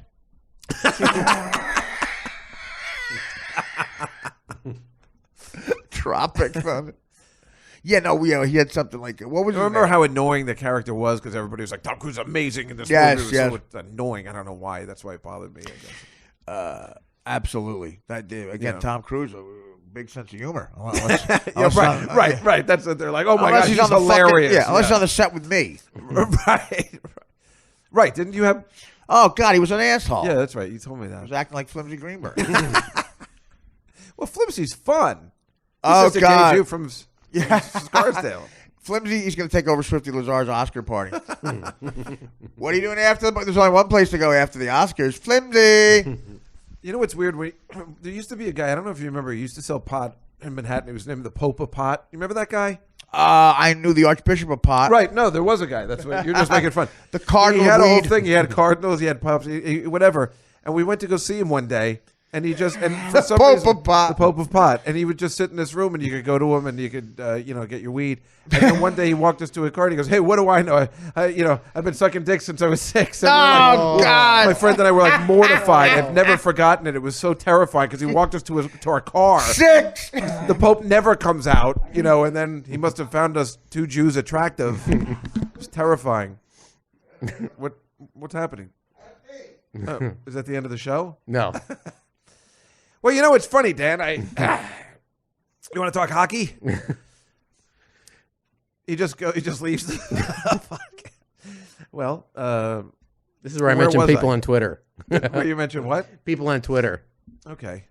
Well, I mean, I always have stuff to talk about, but for some reason, why it just went like that. So the Pope of Pot didn't want to go with the name Paul Pot? I'm trying to remember what he said before he was sucking dick. Before he said that, he said something else. He's like, hey, Donald Trump and, rich since he was 5. I've been sucking dick since I was 6. It was something like that. Like there was something first thing and then the second thing. I'll never forget because we were mortified. But he had a little office on 53rd Street and 3rd.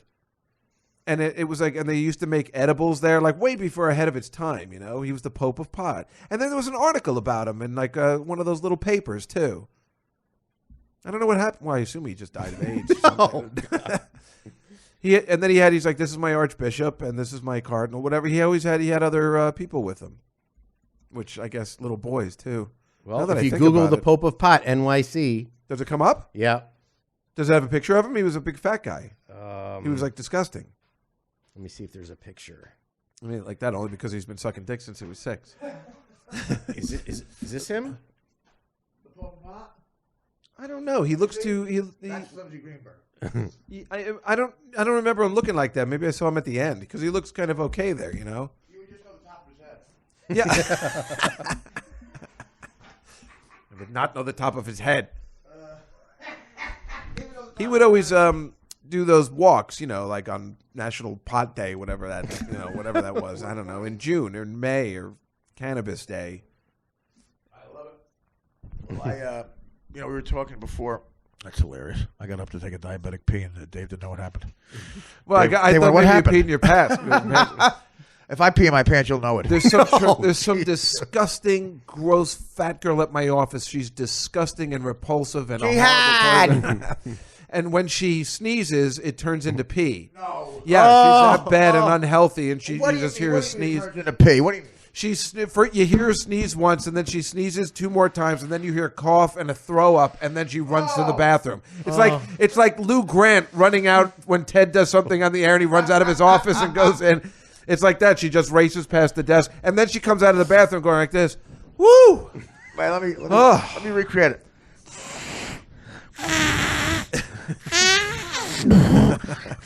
Whoa, whoa, whoa! I'm sorry. I gotta leave. Wait, I'm sorry. Yeah, no, that's it. You're not even exaggerating. That's exactly it. Flimsy Greenberg.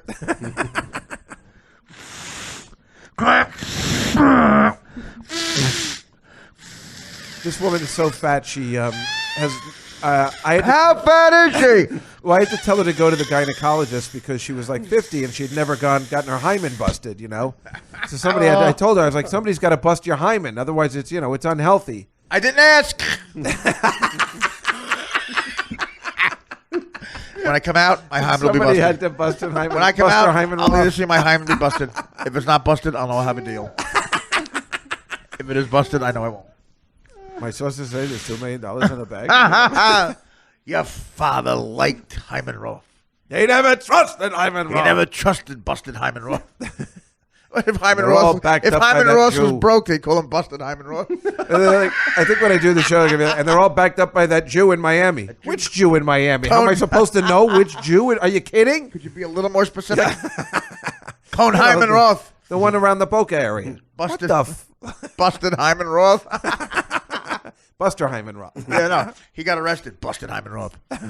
Your hymen's been busted. Smaller piece. Look at Hillary Clinton. Okay, we got CNN on. The debate tonight was so insane. Hillary Clinton is an evil, just an evil, lying. I mean, listen, I don't have any. I'm not political. Like, I make fun of the Trump kids because it's fun. I'm a comedian. It's funny. People on Twitter think, oh, you're so anti-Trump. I'm not anti-anything. I'm pro-comedy. And so the Trump kid's talking about the importance of hard work. His daughter with Marla Maples, who looks like she thinks the blue part of the globe is the sky, for real. She is talking about how the whole family's talking about her first job interview, and they've got her fingers crossed. How'd it go? I don't know. We'll hear. Meanwhile, the job interview was at the Trump Tower. It was? Are you making that up? Or I'm not making it up. Oh, my. What So the- they talk about the importance of hard work. The importance of hard work. Eric and Donald Trump.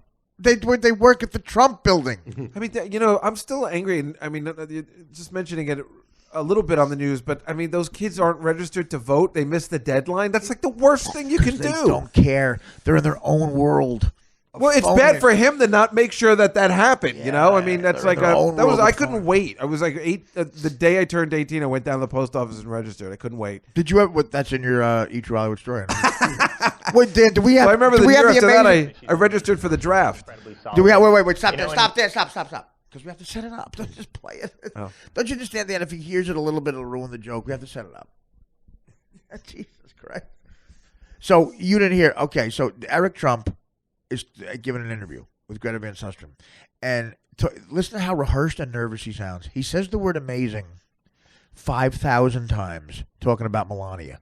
Ugh. And you can tell he's afraid not to say the wrong thing. He's going 1,000,000 miles a minute like he's going to crash into a mountain of insecurity that his father's going to yell at him. Okay, so the question that he's just been asked by Greta Van Susteren is, it's wrapping up the interview, live TV. What do you think of Melania and the fact that she's not been on the campaign trail a lot yet? Well, listen, she's an amazing person. She's incredibly solid. You know, and right now she's really focusing on being a mom. I mean, she's really an amazing mother to Barron, and I give her all the credit in the world. And you know, this is kind of an amazing process, especially at that point in the young kid's life. And, you know, his father's running for commander-in-chief.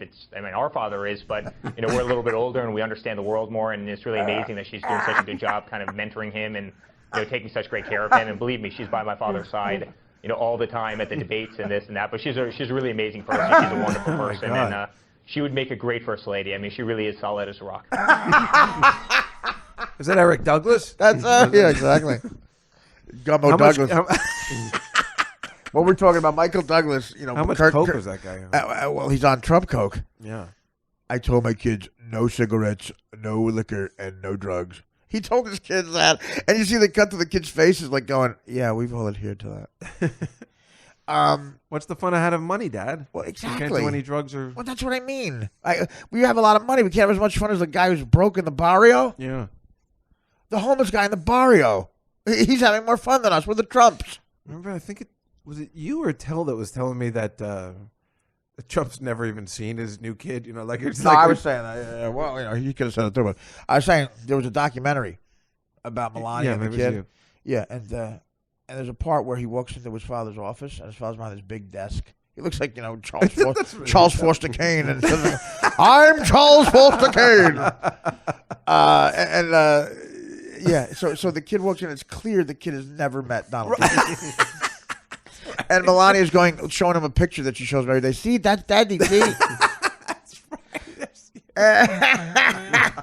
And Melania is so fucking funny because she's got this life. She actually said in an interview, goes, "I'm gonna run for president." Well, we have kind of a good life. You want to ruin this? She said, "I'm in the hot tub. And we're going to Iowa to caucus." I don't want to go. Took those filthy gutter snipes, and it's ruining her perfect life. That's what it's doing.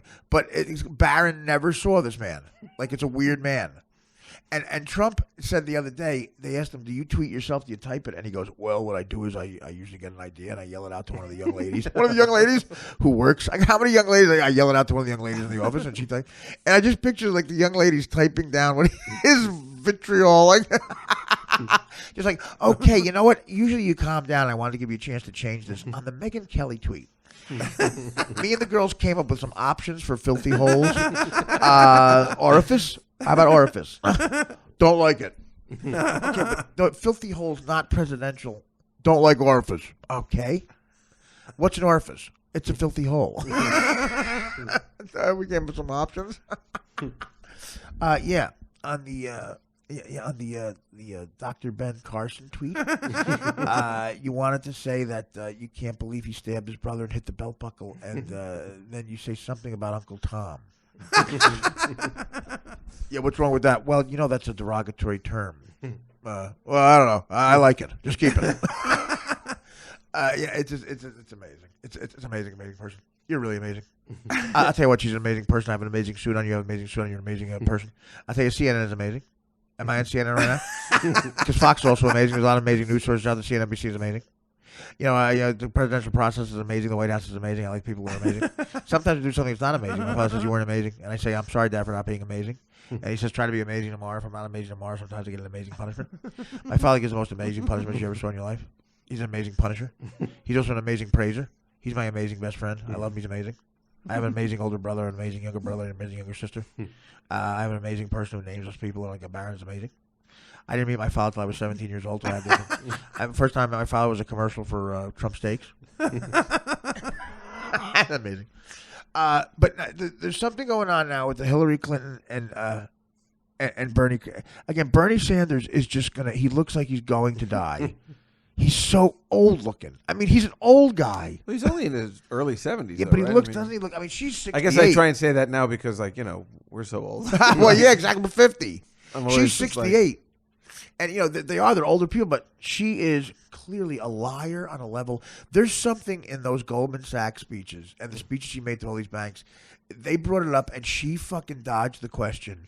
They said, Dana Bash brings it up and goes, listen, would you please tell us, are you going to release the speeches? She goes, Trump should release his taxes. That's what she said. Yeah, And they go, okay, fine. But what about the speeches? And she goes, well, when everybody else releases the speeches, and Bernie Sanders goes, I'll release it right now. I've never made one. For $250,000 she got for the speeches. So what's in those fucking speeches? I can't wait. And if she gets against Trump, Trump is going to use every resource to buy. Someone will sell him those speeches. He'll get a copy because everything's for sale. And he will buy one of those speeches and just put it on a billboard on top of the Lincoln Tunnel. And you're right about her, though. I mean, it's just like some of the way she talks. It's like when the attacks happened in Brussels, and then she's just saying, we need serious people. We need all this. Nobody wants to hear that. Nobody. They want to hear what Donald Trump says, like, we got to kill all the Muslims. Right. I mean, it's like that. You know what I'm saying? Well, it's Jeb like Bush was a robot. Jeb Bush never heard human emotion. She's combating human emotion with human emotion. Politicians don't know what to do. Like, Jeb Bush was even a robot in the fucking pre-taped commercials. He was going, we have to defeat ISIS. Yeah. And then you get Trump, I'll bomb the fucking shit out of ISIS. He's like a drunk New Yorker in a bar. And that's what we want. We want human emotion now. And we want emotion, right. She's combating it with trying to yell. Yeah, she's doing the old school way of doing stuff. And if you look at Bernie Sanders and Trump, they're doing it completely different ways that nobody's ever seen before. Oh, yeah. And she's just lost in the shuffle. Well, she sounds like is that her barking? Yes. That's her. That's really her. It really was? Yeah. She barked. You saw that in the speech, right? She barked. Is that the one she did with De Blasio where he called them colored people? No. This is months before. She barked during a speech. I thought that was the guy from Saturday Night Fever when he had the White Castle in his mouth. That's later. But she. So I at the podium, and I was at the roast for you after. She looks like Gilbert and sounds like I'm doing the fucking aristocrats joke. And then I said to my husband, it was disgusting. He had a cigar in her pussy, and the pussy was bleeding all over the cigar, and she was wearing a beret, and she had my husband's cock in her mouth, and he was coming, and he was hitting her fat ass and saying, "Who's the president? Who's the president?" She said, "You're the president." And I was just, the blood came out of the cigar, and there was cum and blood on the cigar all over the floor, and they were rolling around in the cum and the blood on the beret. And I said to him, I said, "Do you call yourself the president?" And he said, "No, I call myself the aristocrat."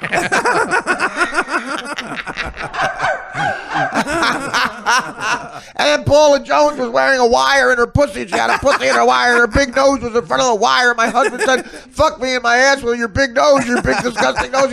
And then her nose was in his ass, and cum and shit was coming out of his ass, and cum and blood was coming out of her filthy nose. And I looked at him. I said, "Oh my God, this is disgusting. You call yourself a presidential candidate?" He said, "No, I call myself the aristocrat." I guess that's why her voice is she's always losing her voice all the time. That's what it sounds like. You're losing her voice, and she's gone. She's gone.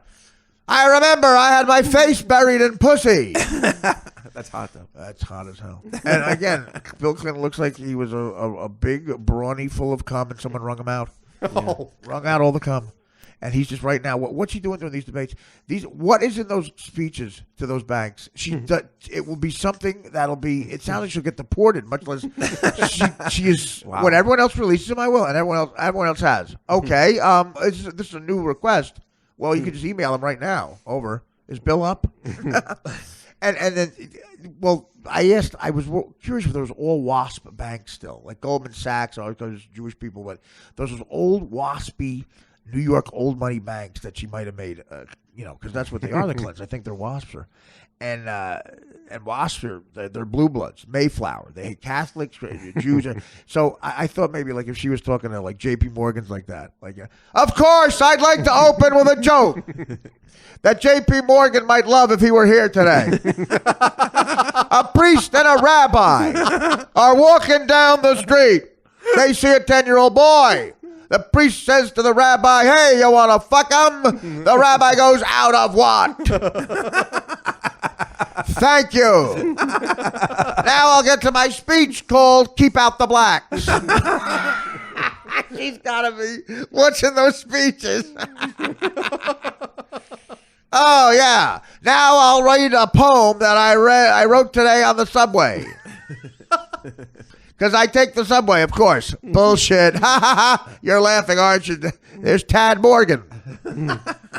Thanks for the helicopter, Tad. I took the helicopter out just to take it the fuck out. Now here's my poem. It's called Rhymes with Igor.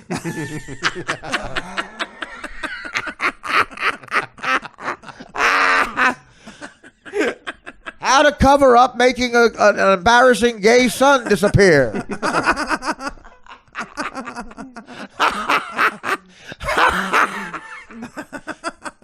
What happened to Flimsy Greenberg? Did you see him? No, I don't know. Flimsy Greenberg was producing a documentary for CNN exposing J.P. Morgan. That's when they called the Clintons. And guess what? It can't be found. That documentary. Guess what also can't be found? Flimsy Greenberg. Oh, that's so great. Wait, what's the line again with the pancakes? How does it start? I can't get it. I'm trying. You know what, guys? I've been good all week. I'm going to go ahead and do it. I'm going to get the pancakes. That's why I have to remember this forever. You know what, guys? Then I've been good all week. Yeah, okay, exactly. It's the other way around.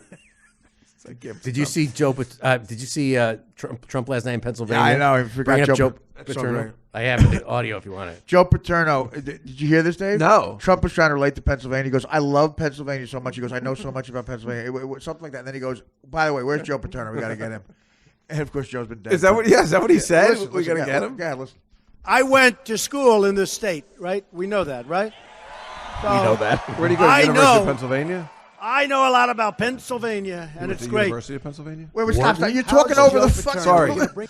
Let it go back. Sorry. Don't just listen to it. I went to school in this state, right? We know that, right? So I know I know a lot about Pennsylvania, and it's great.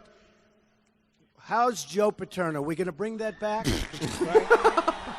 How about that whole deal? Yeah, thanks for bringing that up. Why would he bring that up? And we do love Penn State. Do we love Penn State? I mean, in all fairness. Somebody off the side going, Shh, get off. Talk We love about Penn the wall. State. Get off, We fat. love Get off, Pittsburgh, fat. right? Talk about the wall. Listen how he got out of that. He said, we love Pittsburgh.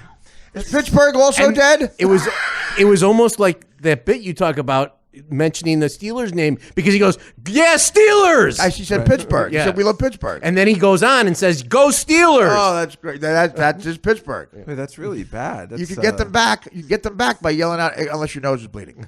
Then you can't get them back. That's what I found out on my last gig. But no, if you're bombing, you just have to Was that in Pittsburgh? Yeah. I'm out on tour with it. Yeah. It was one city. But no, the Pittsburgh is like you could be bombing and you just have to go Jack Lambert. Or you have to go like, hey, I saw the quarterback for the fucking Eagles. Suck it a cock! But to not know that. Yeah, that's really weird. Joe Paterno's dead, and that cloud of Sandusky. Yeah, right, all that. Why would you bring that up? Why bring that up? How about that whole thing? He went, how about that whole thing? How about that whole thing where you fucked 4,000 kids? Yeah, that was crazy. That whole thing where that guy fucked those kids. And Joe knew. Joe knew. That's the worst part. That's why I still can't. I wish. Did they put that statue back up? No, I think that's what he's talking about was the statue. I thought that's. Why what would he was talking talk about that? Because they took it down. Well, why would they bring up anything of that? Yeah, I don't. He had it on his sheet, right? He was looking at the sheet, and you could see it. They had a camera, and it said Joe Paterno. Bring up Joe Paterno. Yeah, calm down. You're not a congressman. He had a sheet. He's doing it. That's the way Lenny Bruce would do it. I know. Jesus, God, Lenny Bruce is on heroin. Yeah, so he brought up the. Yeah, that's right. So I thought they maybe put it back up. I hope they never do. I mean, he totally knew everything, and it's He such a disaster. basically let 10,000 kids get raped. Yeah. They figured out to the time he probably definitely knew about it. He could have saved Probably in the 80s, right? Yeah, a lot of kids. So fucked up. A lot of kids because this guy had a 3-4 defense that worked. That's all it takes in this country. Guys are guys. You can overlook a lot of stuff with that. Yeah, you can't. A lot of money in that white powder. A lot of money in that white powder. What's your answer going to be, Pop? Could you imagine? Yeah, Hillary Clinton. I'm against fucking children. I will now go on with my speech at Goldman Sachs. Kill Yasser Arafat. Kill Yasser. He's dead already. Oh.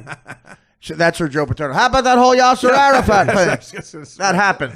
Yeah, how about that whole Iraq thing? What is in those speeches? Oh, I'd love to hear it. Oh, it's so great. It's so good. It must be amazing. Trump is going to buy those speeches. Right now, he's got people out going, wait, listen, $100 million for that speech. They'll leak it somewhere. I'd like to open a... How many blacks does it take to roof a house? 7 or 8 if you slice them thin. And now I'll talk about taxes. How about an investment banker? Any of them here? Oh, what you got like inside dope? Want to talk about Chad Wilson's golf game? Boy, Chad, you got to get that better. You got to get your putter to stand upright. No, my husband's not here. He's starting a humidor line. She wants to get a job where every day she goes to an office where her husband got blown by a fat chick in a beret. You sold your soul. You sold your soul. I've never heard it put like that before. It That's makes what a she lot wants. of sense. I love the idea that she just loses it while she's moving into the Oval. It calls up. Is there a fucking chair in here you didn't get laid on? There's still cum stains on here from '98. Can I at least sit here? And he's just like, there's either your cum or a black man's cum.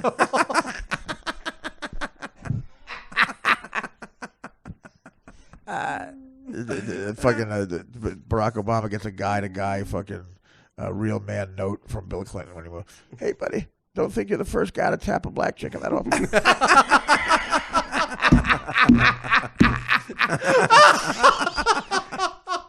You may be the first black president, but I got that one.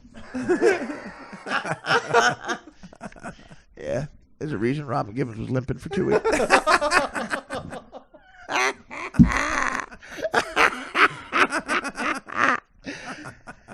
Hillary was doing doing some foreign policy bullshit. And she came in and she saw Robin Givens leaving. And she said, I just saw Robin Givens leaving. And she was limping. Why is that? I don't know. Yeah, unlike you, she likes cock. Wasn't me. That boss. Now let me get to my speech about my scumbag husband called Who Could Be Chelsea's Father? That's a rumor, you know, right? Right, Dan? Did you hear that? Yes. And you, Ron Santos might be on the cover? No. What was the name of their? I think Ernie Banks thought she was having twins. He said, let's have two.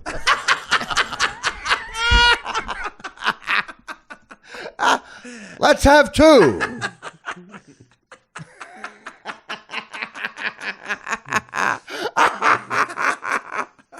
Ooh, that's a good one. Dan's sitting there. Anyway, it was. What? Are you upset by that? No, I was. You seem offended by the Ernie Banks? No, not at all. No, you were like, I'll wait for you guys to laugh. You go, I wait for you. I wanted to make sure you weren't done. You were done. No, okay, we'll laugh at it. You're sitting there like you're watching paint dry. Well, whatever. I'm just thinking about how I'm going to tape the opening later. It'll be 3 a.m. And it's tax day. I'm thinking of all the editing I have to do. Yeah, it's tax day, and when your boss is fat, you can't do. No, I'm talking about you. What are you going to talk about then? They think it was Webster Hubbles. That was Who's Webster Hubbles? He was like a Clinton lawyer friend of theirs. That Chelsea might be his baby. Really? Yeah. Well, let's see what he looks like. Oh, when did this rumor start? Like a long time ago? As soon as Dan got up yesterday. As soon as Dan wanted a way to get on the air. Yeah, I'm the third mic. I'm the Artie of the show. Did you get any feedback on Twitter on the architect story? Could you add more gambling and drunk stuff to the story? Oh, sure. Well, there was wine at the architecture. Okay, I'll embellish a little bit. So, guess who has an extra Chardonnay? I have my own box. I get a bottle of wine and I just cry. Oh my God! Faye. I mean, what girl is attracted to that? Apparently, Princess Leia. Yeah. Carrie Fisher did coke with her father in Vegas. Let me see. Oh, she looks all right. I mean, Chelsea looks okay. I think Chelsea. That's a picture of Chelsea. Oh my God, the guy. Oh my God, look at him. He looks like them. He looks like the guy from the first True Detective, the killer. Well, right. Doesn't he? Yeah. Look at him, Dave. You see that? Yeah, let me see. The first True Detective. He looks like the killer. Right. He does. Yeah. And hey, Daddy. There's a resemblance there. Hey, Daddy. I'll come back later with some water. Oh, that was terrifying. Look at that look on her face. That's disgusting. You know what? That's what you look like when you take your face out of her twat. Why would she? Oh God. He's got Hillary twat face. I've got a big fundraiser at John Cryer's house. Don't the Clintons fuck anybody hot? Like, I mean, yeah, I know. For Bill Clinton, my God, like I said, yeah, he gets a blowjob in the Oval Office. I mean, you know, who Carmen Electra's hotter sister would have to be, right? And we could let that. We're like, well, what are you gonna? I mean, everybody would just be like, what are you gonna do? But that's why this didn't make any sense. If Peter DeLuise had a beret, pull that out. I don't know. I don't know where that came from. If Jabba Chamberlain had a beret. You know what, Dave? You'll appreciate this joke. This stand-up joke. I don't know if I told you the stand-up joke I used to do. I said, Jabba Chamberlain, don't you think he's proof that one of the 20,000 women Will Chamberlain fucked was a chubby Eskimo?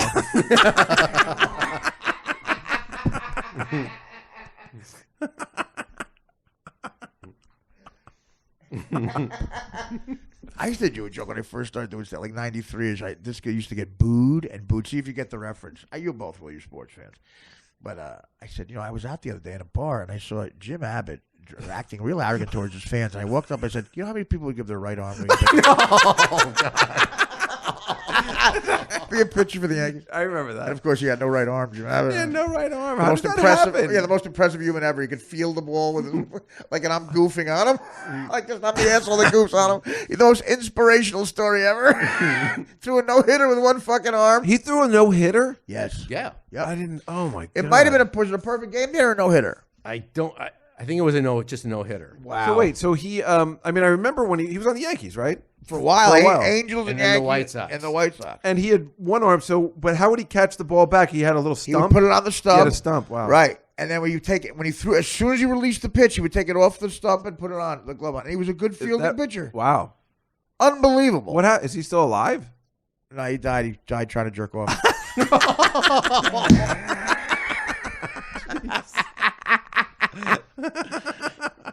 He died. They had a whole deal. He had a whole deal with the slot machine company to be a one-armed bandit. You could just see his face on top of the slot machine.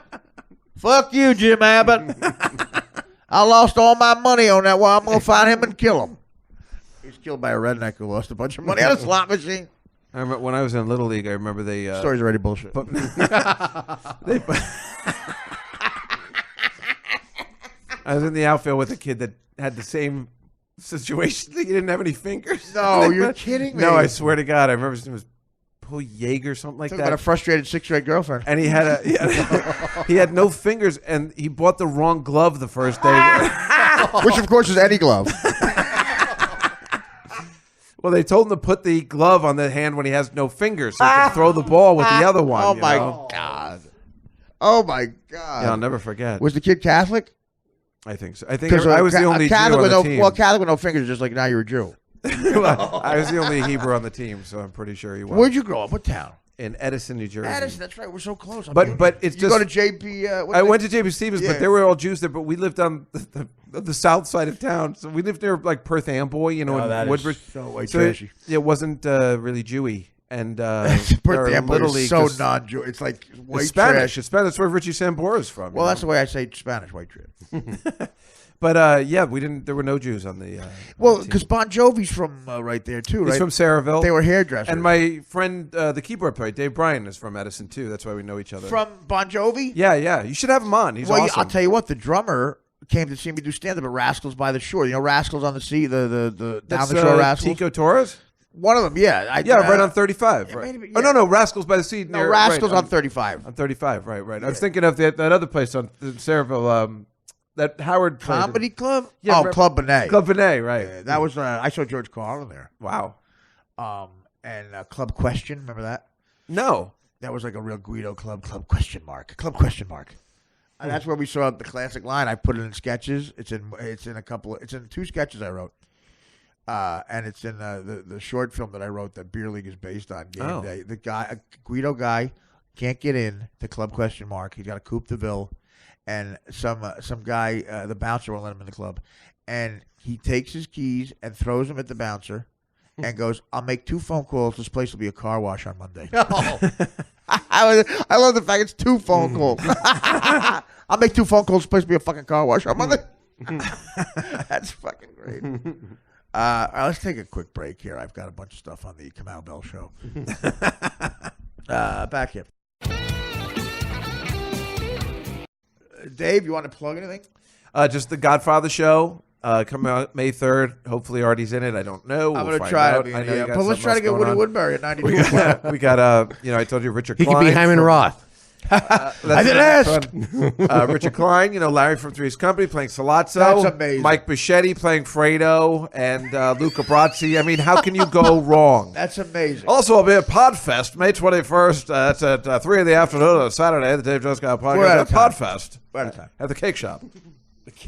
That's what it's called. I don't know. These young kids, they like going down to the East Village and do a show. I They told me, the presenters of Shut his Podfest told mic. me that I've sold 0 tickets so far. We're going to get that up.